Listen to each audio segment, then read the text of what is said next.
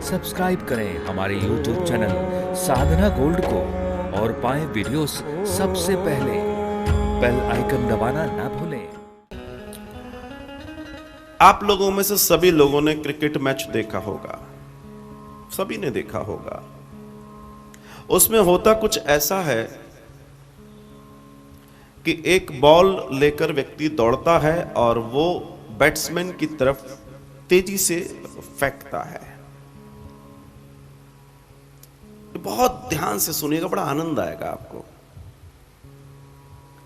जो बॉलिंग कर रहा है उसका ध्येय है कि मैं इसे आउट कर दूं।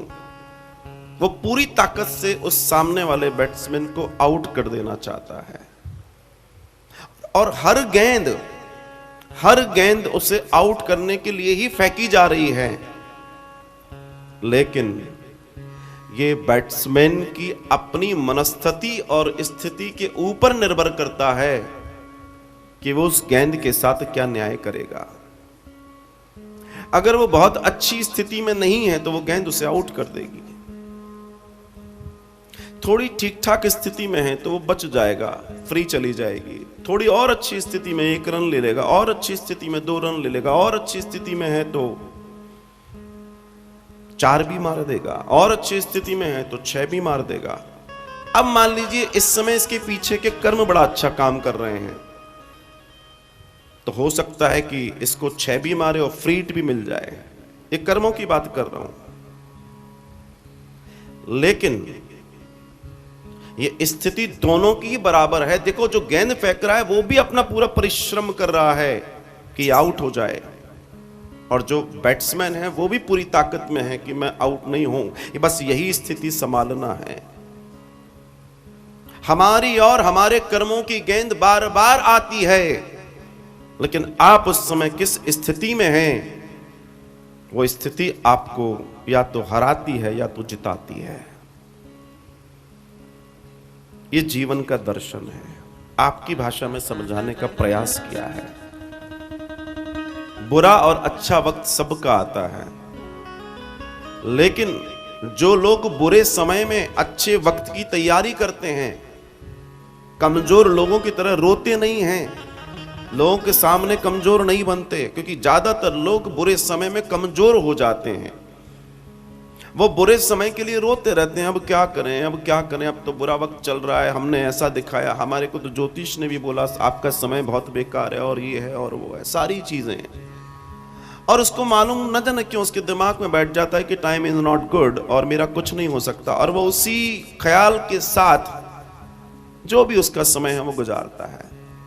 लेकिन जैसे ही उसका अच्छा वक्त शुरू होता है,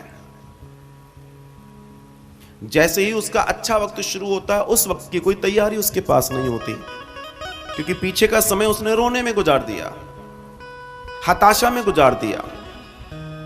वो बुरा समय कभी दुनिया में कोई होता ही नहीं है, हर वक्त तैयारी का होता है।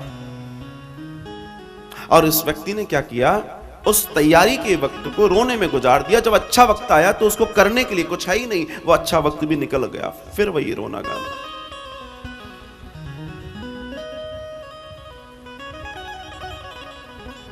और जो व्यक्ति बुरे वक्त में अच्छे वक्त की तैयारी करता है, वो व्यक्ति मौके का फायदा उठाता है और सीधे उसकी बॉल बाउंड्री के बाहर जाती है। बस इतना ही निवेदन आपसे करना चाहता हूं कि अपनी स्थितियों को समझें, अपने गोविंद पर भरोसा करके अपने कर्म के सिद्धांत को आगे बढ़ाएं। और एक बात कहूं, आपके मन की, इस बैट्समैन के चारों तरफ जो फील्डिंग लगी होती है ना, हमारे जीवन में हमारे भी चारों तरफ बहुत सारे लोग हैं जिन जो फील्डिंग में हैं, जो हमारे आसपास जीवन में केंद्रित हैं, लेकिन सबसे ज्यादा खतरा आपके सबसे पीछे और सबसे पास खड़े हुए व्यक्ति से होता है। आप समझ गए होंगे, वो जो विकेट कीपर जस्ट 4 कदम पीछे खड़ा है, जो सबसे पास है, उसी से खतरा खतरनाक है। लेकिन आपकी स्थिति अगर बहुत सुंदर है तो आप उससे भी बच जाओगे। तात्पर्य सीधा है कहने का साहब, ईश्वर की शरण लीजिए।